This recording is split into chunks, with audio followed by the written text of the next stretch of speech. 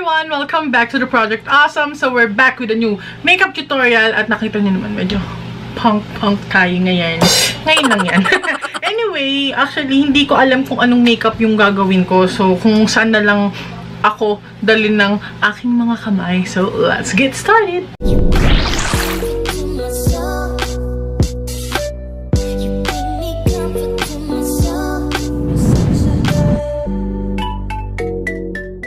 So, yung ibang mga gagamitin ko ngayon, mga first time ko silang gagamitin today, like this one. So, this the Soosh or Swish Studio Skin Long Wearing Hydrating Corrector. Trip ko lang siya gamitin ngayon, sa totoo lang. So, ayan ang itsura niya. Yung mga ganitong shade, kina-counteract nila yung mga redness ng skin. Wow! Ay! Parang siyang face paint. Yung totoo. Kung may naririnig kayo, magkakita. Si Inay yun. At si Ate Rio, ang kanyang super loyal assistant. Maging green yung mukha ko. Ayan, ang napapala kapag hindi mo alam yung pinagagagawa mo at hindi mo alam kung anong gagawin mo. Maganda yung talabasan kapag may foundation na sa ibabaw. Ano itong kwintas kong epal. Ang dami ko suot na kwintas. Trip ko na silang suot ngayon kasi hindi ko na sila magagamit sa iba pa. Charot. Ang foundation na gagamitin ko ngayon is yung Milani Conceal Plus Perfect 2-in-1 Foundation Concealer. And I'm in the shade 01 Creamy Vanilla. Gamitin natin yung sponge ni Miss Bella. Itong itim na to.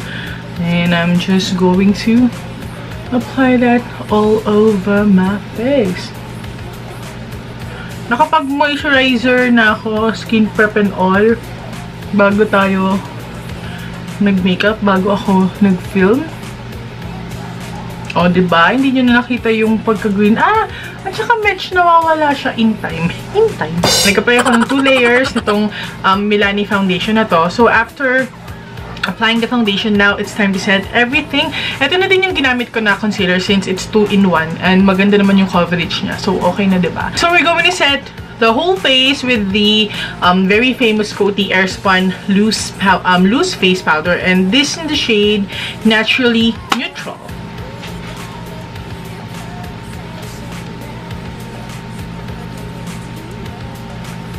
Then I'm taking this Silene Redwood powder brush from Ate Mirake to blend out the powder. Now that we're done with the base makeup, it's time to do the brows. And today I'm going to use my one of my favorite eyebrow pencils, and it's from Maybelline. So this is the Maybelline Master Brow Pencil.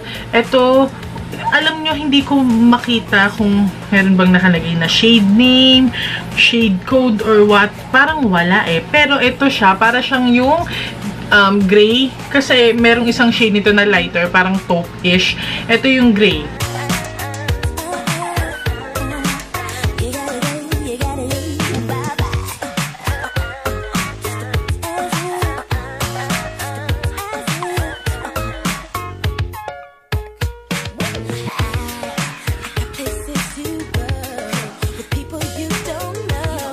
Okay, ngayon tapos na tayo sa kilay, it's time to do the eye makeup. Excited ako kasi it's the first time that I'm going to use the Kat Von D Sinner or Saint eyeshadow palette. Look at that, look at that. Tingnan nyo, oh, packaging palang ulam na. Ulam na. So, ayan. Tada! At yung kabilang side niya. Woo! Hi! Hello! Look at me! You may think you see who I really am. Charot! First, I'm going to get the shade Marked here. I'm just going to use my Jessup Blends Shadow 251 brush. I'm going to apply that on the crease area. Parang pa ganyan. First time kong gamitin tong eyeshadow palette na to ng KVD So, I'm hoping that it's going to be great. At pigmented nga siya. Okay. Next, I'm going to take the shade Devil. And, ito yung orange shade dito sa palette.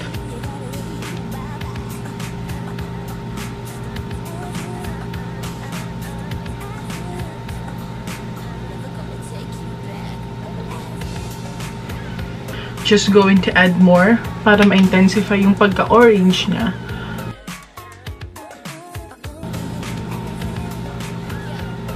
And then I'm going to take this Jessup 234 from the Bamboo collection. Jessup 234 Luxe Smoky Shader. And then I'm going to take the same eyeshadow. So, unahin muna natin yung Martyr and then isusunod natin yung Devil. Pero this time, sa lower lash lines natin siya ilalagay.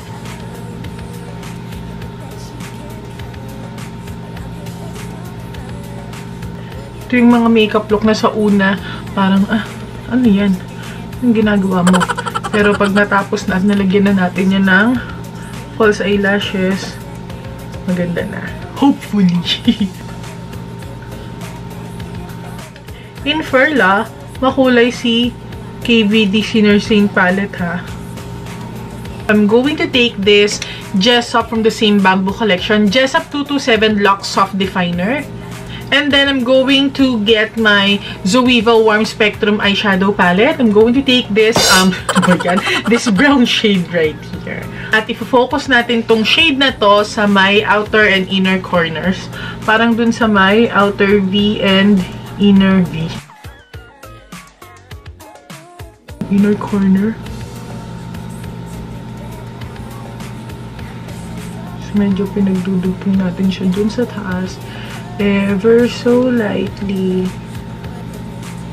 And then I'm going to take a separate shader brush, mas maliit. Ito yung shader brush from the Celine Redwood brush set. Kukunin ko yung same Zoeva brown eyeshadow na yan. At ilalagay natin siya ulit dun sa lower lash lines. Pero this time, mas manipis siya ng konti kaysa dun sa nasa ilalim ng mga eyeshadow. Gets nyo? Doon lang tayo magko-concentrate sa mismong lash line. Ayan, dyan. Then, kunin ko lang yan to blend it out. Now, I'm going to take my Glory of New York Total Cover Up Concealer in the shade 100. Ayan siya. I'm taking this Jessup Flat Definer 212 brush. Cut natin yung crease sa gitna.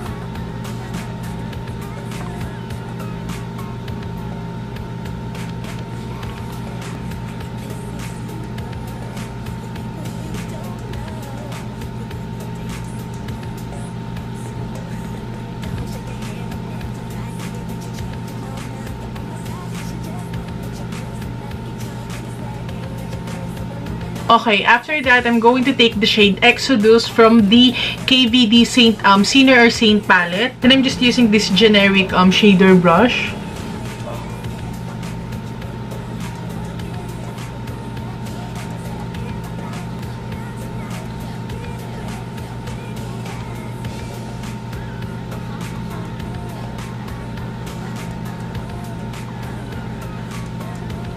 O, diba? Bongga. Now, I'm taking this, merong notification. I'm taking this Jessup 231 Luxe Petite Crease Brush from the same Bamboo collection ng Jessup.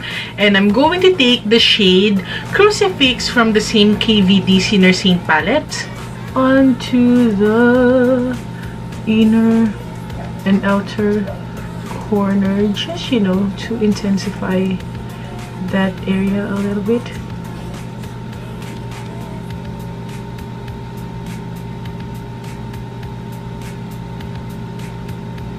And then, using this concealer brush na pinanglinis ko ng edge ng kilay ko, going to take some more of that Glory of New York concealer.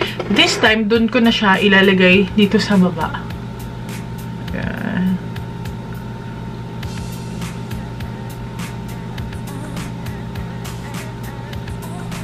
And then, I'm taking this Jessup 226 Smudger brush from the Bamboo collection. Taking again the shade Exodus. Just going to buff it in onto that concealer. Now, I'm going to take again the smudger brush from the Celine Redwood collection. I'm going to take again the shade Crucifix. And we're going to apply that on the lower lash lines. Dun sa magkabilang gilid. Biniblend siya ng konti. Dun sa shade na, ang tawag dyan? Yung apple green, yung shade na Exodus, para magkaroon siya ng gradient effect. Now we're going to to take this BYS Ultra Glow Palette in Holographic Finish. Ayan, kukunin ko tong green shade na to, yung green highlighter na yan. And then, I'm going to apply that on top of that Exodus shade. Tap-tap lang naman. Hindi naman yung sobrang pakikinangin natin siya.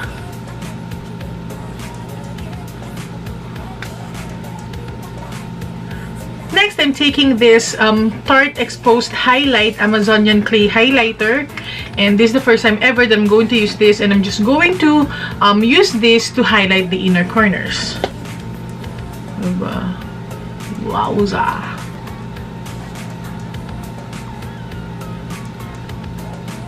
And then, on top of that, lalagyan ulit natin siya nitong green highlighter from the BYS Highlighter Palette. Medyo chalky nga lang, powdery yung mga highlighter na to. So, be sure to top off the excess para hindi siya masyadong magkakalat sa face nyo.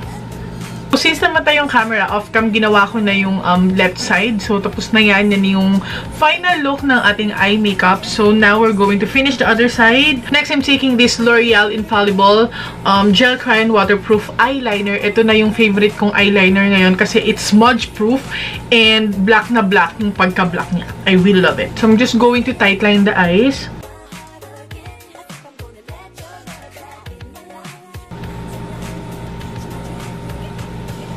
Next, I'm taking this Jessup 322 Brow Liner, pero gagamitin ko siya para smudge yung eyeliner sa upper lash lines. Very, ano lang, lightly lang, para, you know, medyo soft lang yung finish niya.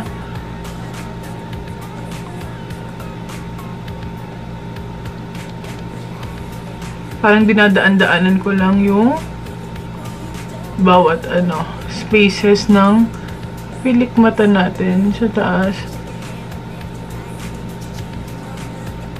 Next, we're going to curl the eyelashes.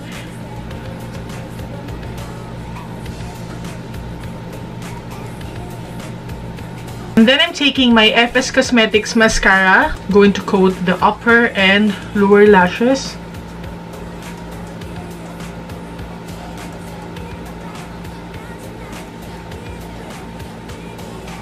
And then for the lashes, we're going to use the Lash Lab Manila in Mikaela 3D Mink. Yan. Ayan, I love it so much. Now it's time to finish the rest of the makeup. I'm going to take this, for the very first time gagamitin ko to. So this is the Sephora bronzing powder in the shade Bali. Taupe na taupe lang siya talaga. Kaso medyo old school yung amoy niya. I'm going to apply that here.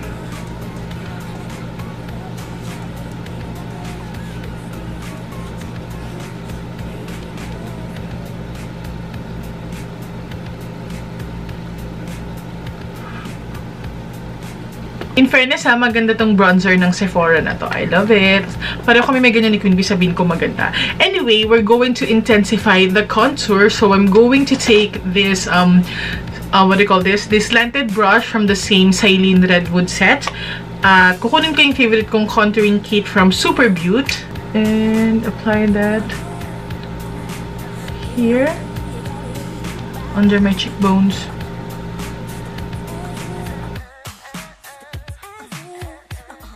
Next, I'm going to take Pop Beauty 4X blushers, and I'm going to get this shade right here.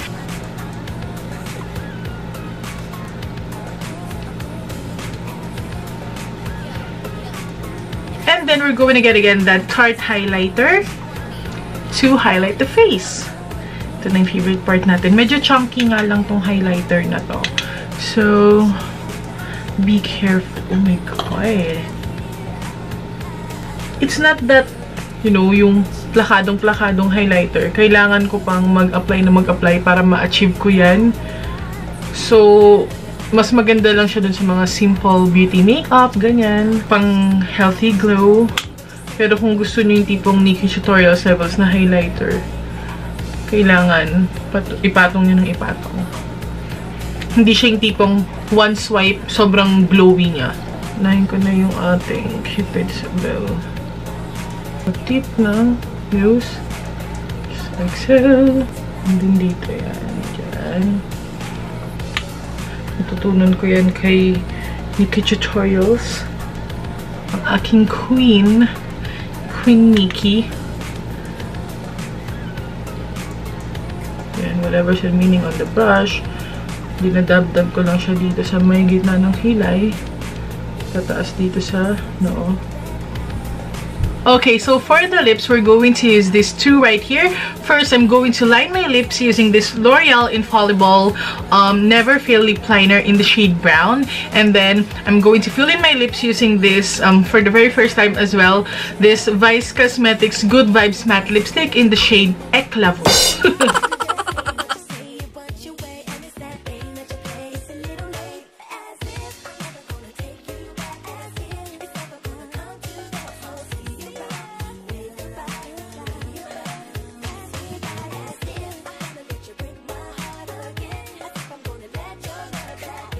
Alright, so this is the final makeup look.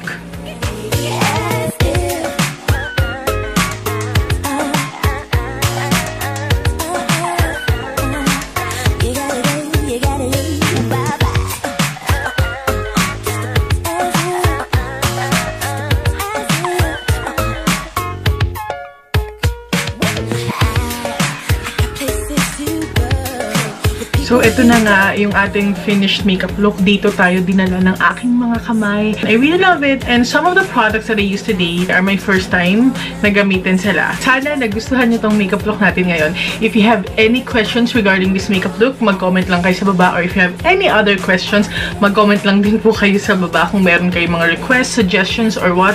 Ayun, hintayin ko yung mga comments nyo or messages nyo sa mga social media accounts ko sa Facebook, sa Instagram, i-DM nyo ako. Sumasagot naman ako minsan late nga lang. Ayun. Please don't forget to subscribe if you haven't yet for more videos like this. So I hope to see you in the next one, you guys. Stay awesome and accomplish your mission. Bye!